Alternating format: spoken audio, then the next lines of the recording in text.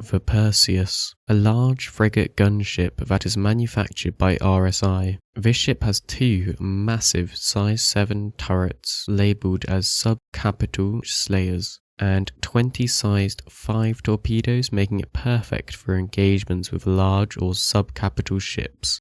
It has a cargo lift and can carry up to 50 SCU or up to an Ursa rover in size, which is held at the bottom. It fills the role between the Polaris, which is a long-ranged torpedo boat, and the Hammerhead, which is a great anti-fighter defense ship. It has almost no blind spots, which means a turret can basically cover everywhere on it. And this ship comes with 3 floors: the Orlop Deck, the gun deck, and the bridge deck. So starting off with the Orlop Deck / bottom deck, and it includes a cargo bay which can carry 50 SCU of cargo or up to a size of an RSI rover, which is another ground vehicle RSI produce. In the same room is a docking collar, which is looking to be a large one, and when you go towards the back of a ship there is an escape pod, an elevator to navigate the 3 floors, and the lower turret access, which is size 7 and is the bottom one. There is a top one, but you'd have to go to a middle floor to access that one. The way to enter the ship is just in front of where the cargo bay is. So that's the Orlop Deck. Starting off with the main / gun deck, which is the biggest of the 3 decks, and we have the upper turret access at the front. This is the other size 7 and is the main turret people will use, as it's frontal placed and can, see the whole front of you.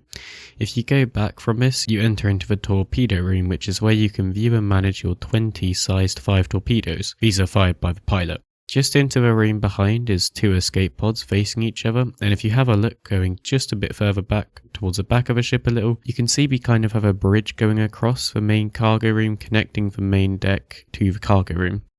And then we enter into the main habitation towards the right side of the ship, looking at it from the back to the front. You have crew quarters. This includes 5 beds. In the middle of the main deck we have the captain's quarters. This includes a bed and office-like side. Then on the left back side of the ship you have the galley, which is the same size as the crew quarters nearly. Then of course, going more towards the middle again, we have the elevator, which you just saw in the last floor also. Then just near this is the escape pod. That's it for the main deck though.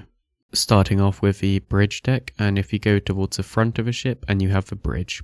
This comes with 3 seats, 1 pilot seat and 2 other co-pilot seats. Going more towards the back and you see the elevator which is on the other floors. And then if you go back a little further again, we actually have 2 escape pods here just in case anything happens in battle or just you want to escape. And then the last section of this ship, and this is the engineering section, which gives you access to the ship's core components to maintain. That's it for the bridge deck though, not much up there. Be sure to like and subscribe as it really helps me out, and use my referral code which is in the description if you wanted to when signing up. This ship has a lot of weapons, and starting off we have its main selling point and features, the 2 size 7 turrets which are the same that is found on the Ares series of ships, but has 1 not as 2, the 1 big gun it has.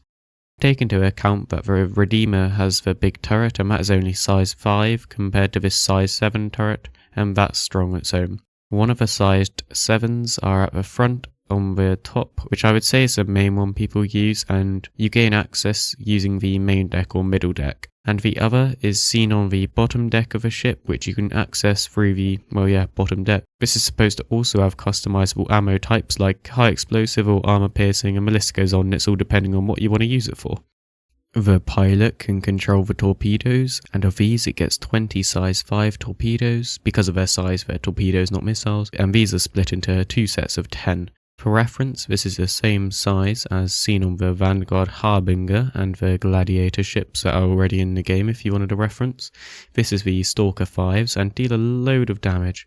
They fire through the front of the Perseus, so can hit people even if they're really close, as they don't fire top down. It also gets some remote turrets. It gets 2 sized 3 turrets. These are remote and can be controlled by the 2 co-pilot seats in the bridge. This size is seen on many other ships, for example the Gladius, the one seen on the Avenger Titan at the front, or even the 300 series of ships. That's it for the weapons though. Quite impressive. Just briefly talking about the components, and it gets large sized 3 shields which are not capital sized like some may have thought, as the ship isn't actually too big when you have a look at it, and most of its components are sized free apart from a computer and radar. The loaners of this ship are the Hammerhead and Vanguard Harbinger. I'm not sure if I'm saying that right, but it doesn't matter.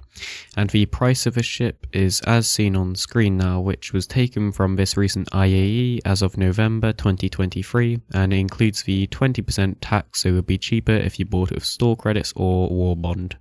This ship is around about the size of a Starfarer for the best comparison, maybe not in the height, but it's kind of the height of a 600i. This is Origin ship.